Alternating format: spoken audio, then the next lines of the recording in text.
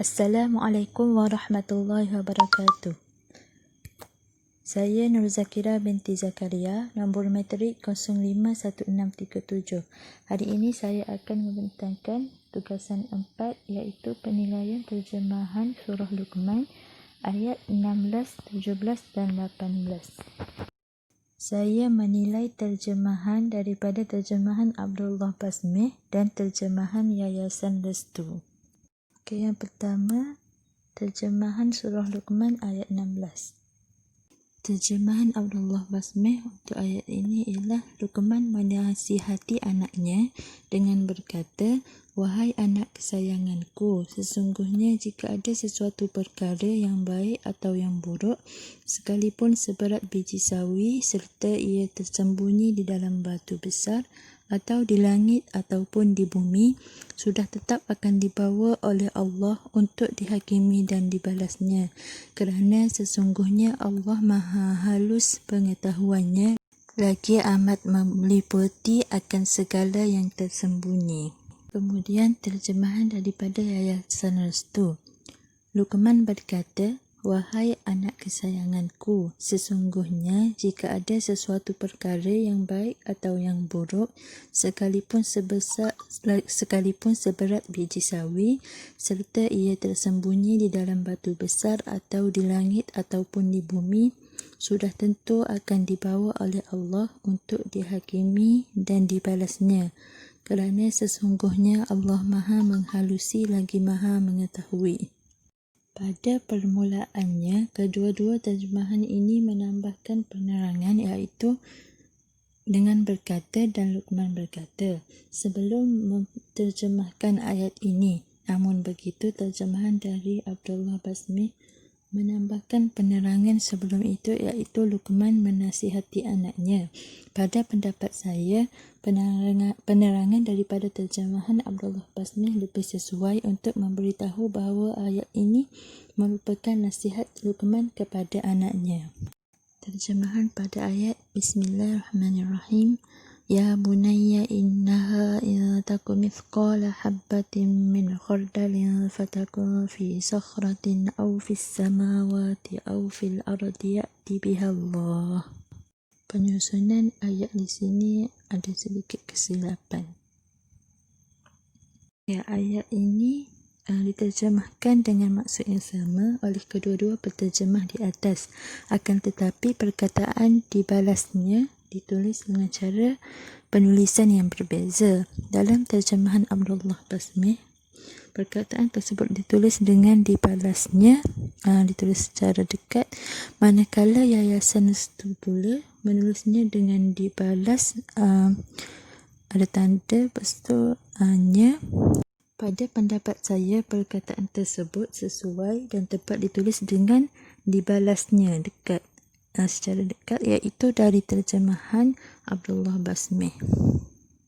Kerana melalui pembacaan saya, perkataan dibalasnya itu ditulis secara dekat.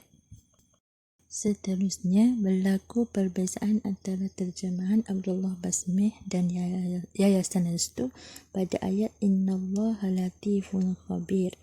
Abdullah Basmih menterjemahkan ayat tersebut dengan kerana sesungguhnya Allah Maha halus pengetahuannya, lagi amat meliputi akan segala yang tersembunyi. Manakala terjemahan Yayasan Restu pula ialah kerana sesungguhnya Allah Maha menghalusi lagi Maha mengetahui. Pada pendapat saya, terjemahan dari Yayasan Restu lebih difahami kerana perkataan yang digunakan sesuai dan maksudnya jelas kepada pembaca sasaran. Akhir sekali, terjemahan penilaian iaitu terjemahan saya. Luqman menasihati anaknya dengan berkata, "Wahai anak kesayanganku, sesungguhnya jika ada sesuatu perkara yang baik atau yang buruk, sekalipun seberat biji sawi serta ia tersembunyi di dalam batu besar atau di langit ataupun di bumi, sudah tetap akan dibawa oleh Allah untuk dihakimi dan dibalasnya, kerana sesungguhnya Allah Maha menghalusi lagi Maha mengetahui." Seterusnya, terjemahan surah Luqman ayat 17. Terjemahan Abdullah Basmih.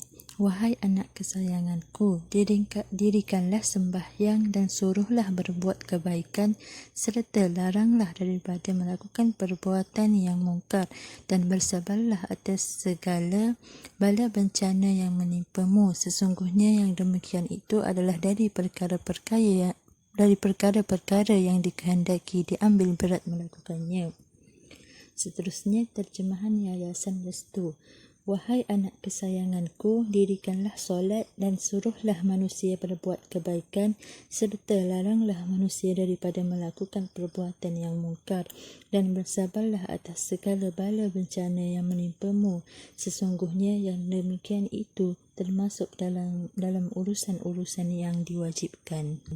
Pada permulaan ayat iaitu Bismillahirrahmanirrahim, Ya bunayya aqimis solata wa'mur bil ma'ruf wanha 'anil munkar wasbir 'ala ma asabak. Di sini juga terdapat kesilapan penyusunan ayat. Ayat ini diterjemahkan dengan terjemahan yang sama oleh kedua-dua penterjemah. Akan tetapi terjemahan Abdullah Basmih pada perkataan as-solah diterjemahkan kepada sembahyang, manakala terjemahan Yayasan Restu pula diterjemahkan dengan perkataan solat. Tapi pada pendapat saya, kedua-duanya adalah makna yang tepat. Tapi saya lebih cenderung untuk menggunakan perkataan solat jika saya menterjemahkan ayat ini. Seterusnya, pada terjemahan Yayasan Restu ditambah penerangan manusia untuk menjelaskan ayat wa'mur bil ma'ruf wanha 'anil munkar ditujukan kepada siapa? Iaitu kepada manusia. Pada pendapat saya, terjemahan Yayasan Restu lebih jelas untuk difahami oleh pembaca sasaran. Seterusnya, pada ayat berikutnya, Inna dzalika min azmil umur, Abdullah Basmih menterjemahkan dengan sesungguhnya yang demikian itu adalah dari perkara-perkara yang dikehendaki diambil berat melakukannya.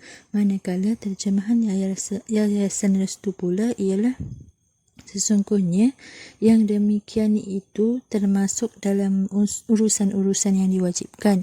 Pada pendapat saya, terjemahan yang sesuai adalah terjemahan Abdullah Basmih. Walau bagaimanapun, terhadap terjemahan yang dikehendaki diambil berat melakukannya perlu dibaiki pada imbuhan ayat ini agar lebih mudah difahami dan tidak mengelirukan pembaca. Terjemahan penilai pula. Wahai anak kesayanganku, dirikanlah solat dan suruhlah manusia berbuat kebaikan serta laranglah manusia daripada melakukan perbuatan yang mungkar dan bersabarlah atas segala bala bencana yang menimpamu.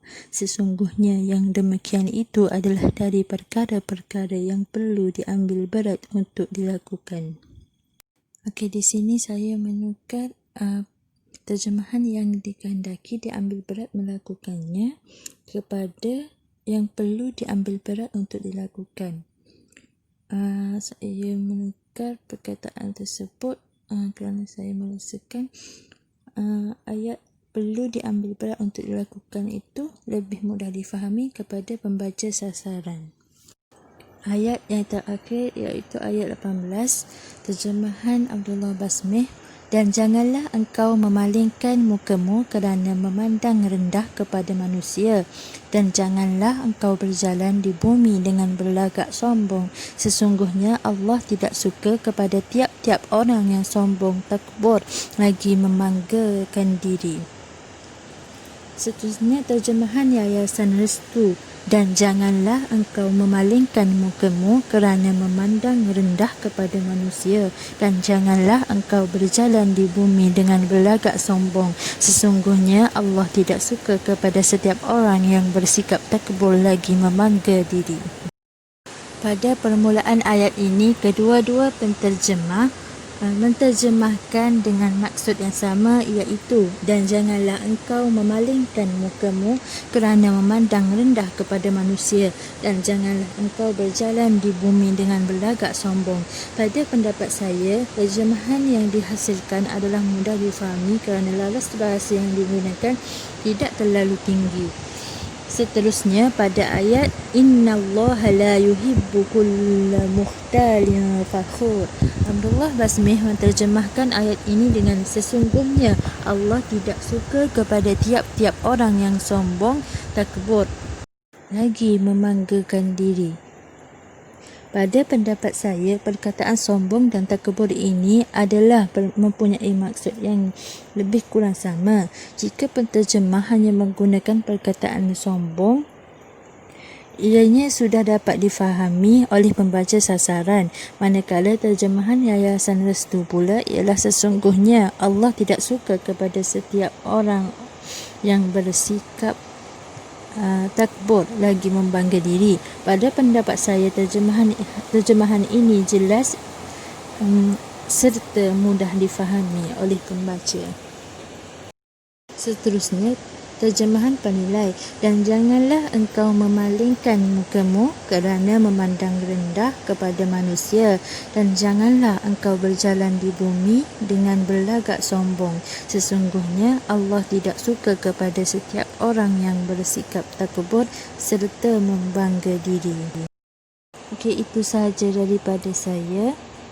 Sekian, terima kasih. Wassalamualaikum warahmatullahi wabarakatuh.